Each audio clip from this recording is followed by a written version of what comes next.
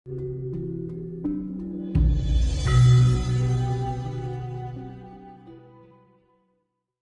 klasik peradaban itu sebenarnya pembaharuan kehidupan agar bumi ini terlestarikan. Itu kerja secara alami otomatis di dalam kinerja alam itu sendiri. Ketika alam ini mengalami ketidakseimbangan, maka dia akan melakukan reflektivitas, ya kan?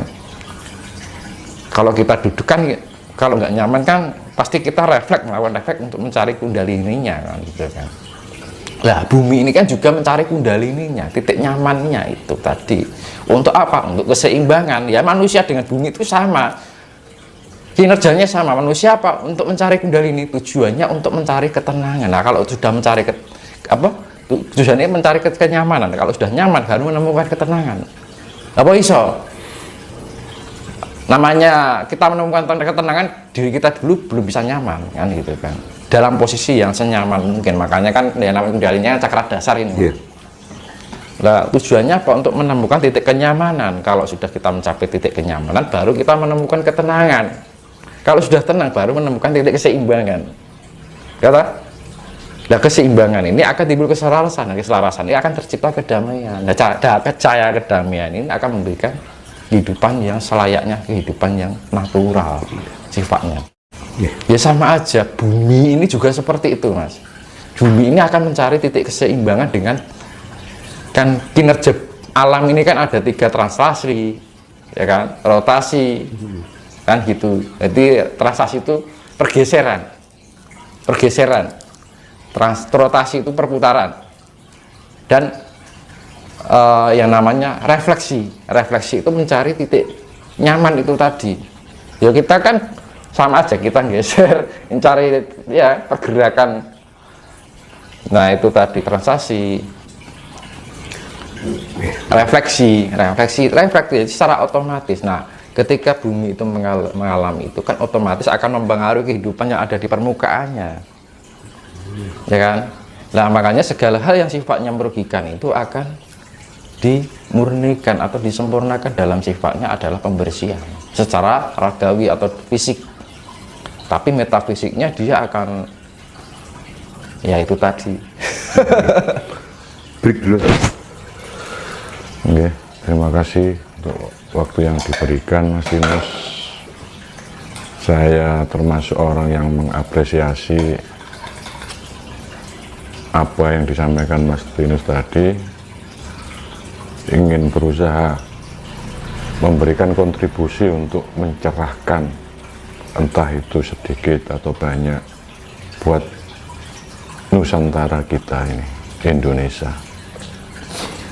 Yang jadi pertanyaan, apa yang ada di Indonesia ini, terutama agama-agama ini, tidak bisa mewakili atau menjadikan masyarakat atau rakyat kita itu menjadi tercerahkan? Kok harus masih digali lagi atau di-upgrade lagi? Pripun tanggapannya, Mas Tinus? Ya, intinya pokoknya jangan terpenjara dogma itu. Boleh kita punya identitas dengan sebuah ajaran tertentu, tapi jangan sampai dengan ajaran itu membatasi pola pikir kita untuk bisa berkembang, gitu kan. Karena memang dunia ini sangat luas, bahkan masih ada kehidupan di luar bumi. Nah, dengan adanya ajaran-ajaran yang sekarang itu hanya sebuah pengetahuan yang sifatnya penjabaran yang sifatnya mentah, tidak dicerna dengan matang gitu. Nah, akhirnya disebarkan, akhirnya menjadi budidaya gitu. Kementahan-kementahan yang dicerna oleh banyak orang ini, yang akhirnya dipahami dan diyakini oleh banyak orang dari berbagai zaman, turun temurun gitu. Ya akhirnya menjadi budidaya gitu. Sebenarnya kan budidaya itu artinya kan menjadi budidaya, akhirnya budidaya sesuatu yang sifatnya hal yang mentah, pengetahuan yang mentah itu tadi. Contoh misalkan ada sebuah kitab. Ini ada karena gini, dahulu orang zaman dahulu membuat sebuah kitab atau sastra kuno itu penuh dengan kiasan.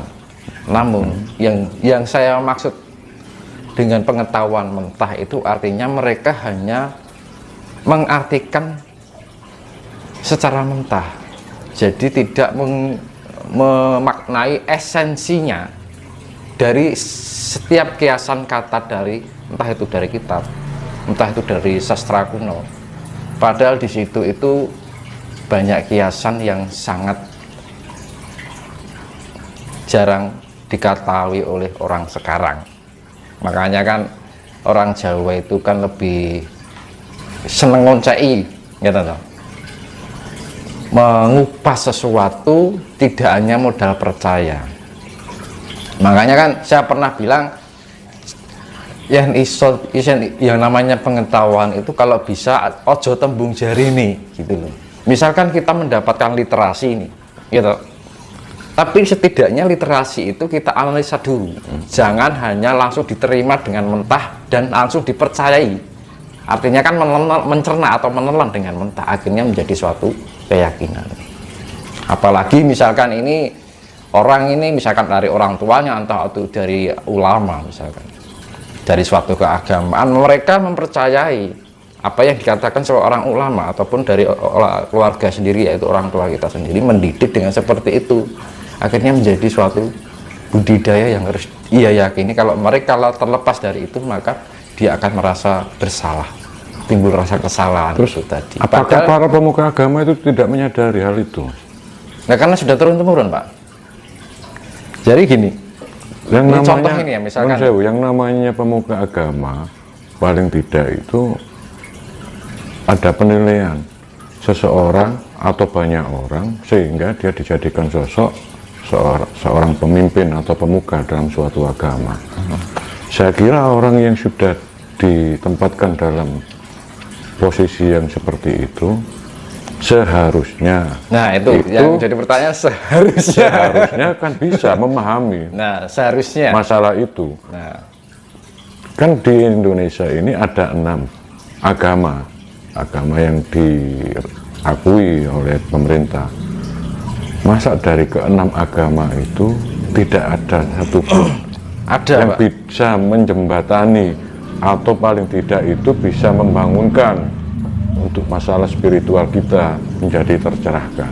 Nah, makanya tadi saya bilang, ketika kita memiliki suatu identitas dari ajaran tertentu, tapi dengan adanya identitas yang kita miliki itu jangan membatasi pengetahuan kita untuk belajar tentang luasnya jagat raya ini, karena kehidupan ini, jagat semesta ini adalah berisi tentang pengetahuan tentang kehidupan, ya kan?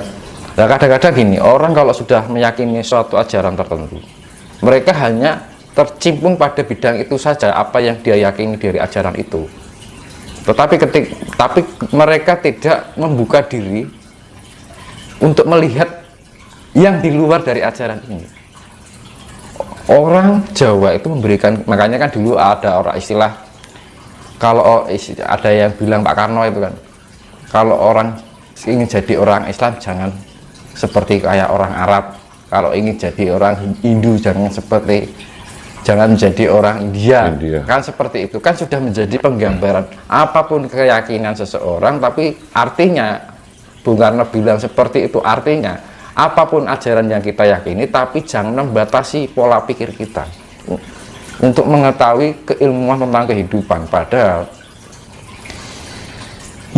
semua yang ada di dalam alam semesta ini ada kesinambungan, saling berkaitan, tidak bisa dengan diatur oleh tata cara yang hanya tersekat atau terpenjara oleh suatu ajaran itu sendiri.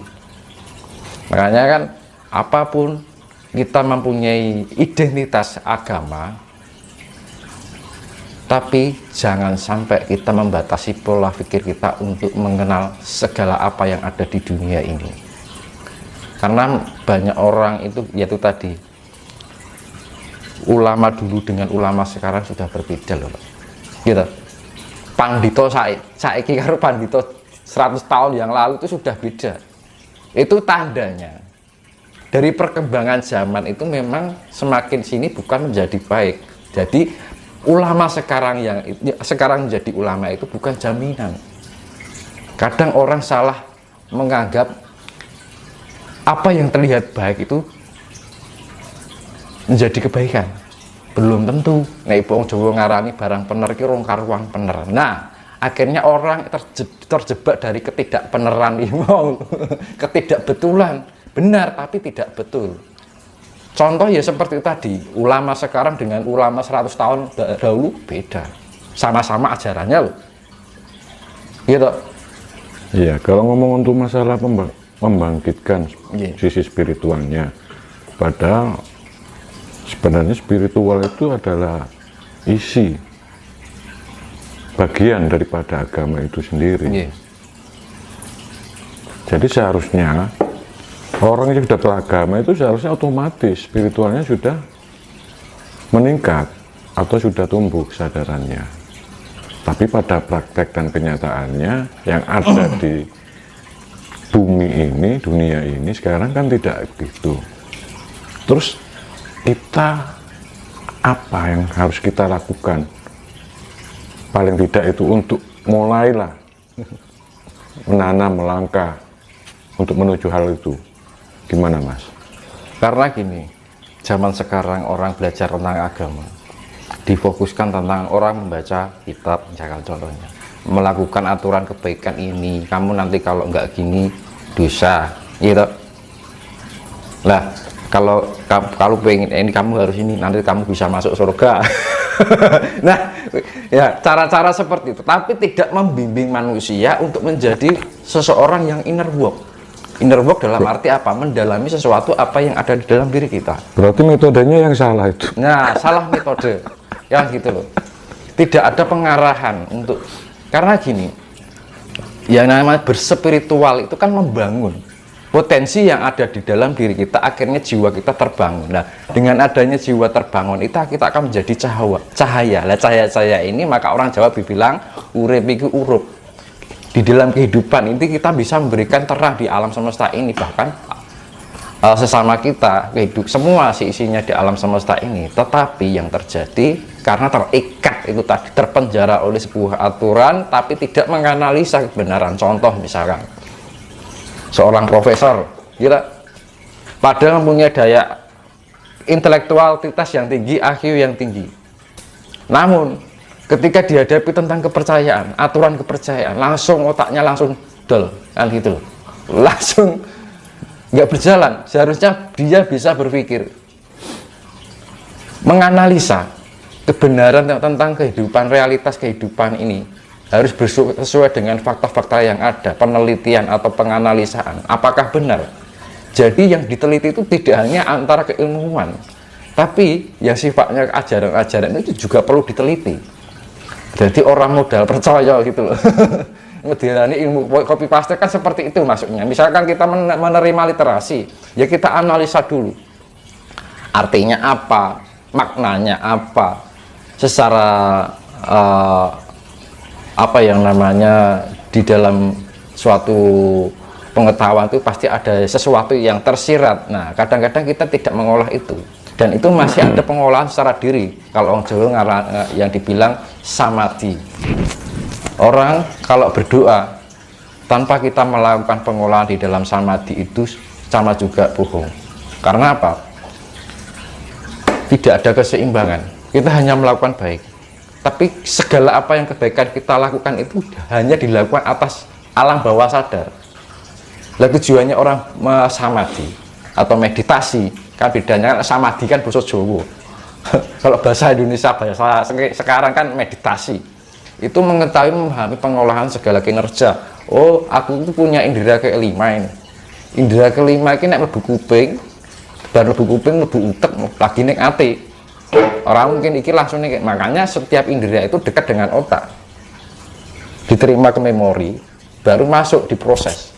Kita analisa, kita filosofikan apa kandungan makna yang informasi yang masuk dari indera-indera kita ini. Nah, dengan bimbingan-bimbingan itu kan nggak ada. hanya berdoa, pokoknya aku percaya karo Gusti Allah, saya percaya padamu ya Allah, aman kan, percaya padamu itu Tuhan, apa cukup ngono kuwi, apa wong ngadep Tuhan itu mau modal lambe kan gitu kan.